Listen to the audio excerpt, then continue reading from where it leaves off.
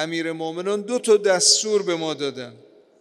یه دستور اونهایی که وضع مالی خوبی دارن، ثروتمندن، اونا در برابر فقرا تواضع کنن. حکمت 406 ما احسن تواضع الاغنیا للفقرا.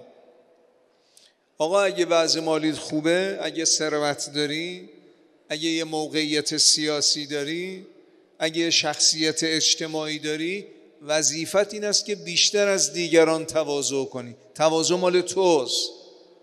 انتظار نداشته باش فقرا در برابر تو تواضع کنن. تو که یه وجهه اجتماعی داری، سیاسی داری، انتظار نداشته باش دیگران در برابر. نه، به عکسه. اگه از امیر مومنان میشنویم به عکسه. ما احسن تواضع الاغنیا للفقرا. چقدر زیباست اغنیا در برابر فقرا تواضع کنن. چرا؟ طلبا لما عند الله، خدا بهشون اجر و پاداش میده. و احسن من، از این بهتر دیگه چیه؟ الله اکبر.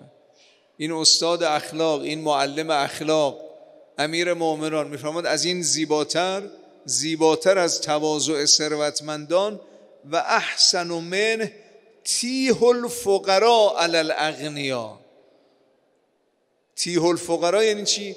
یعنی حالا اگر اغنیا به وظیفه خودشون عمل نکردن، آقا شما که فقیری، شما بزرگمنشی داشته باش، شما به ثروتمند بی‌اعتنا باش.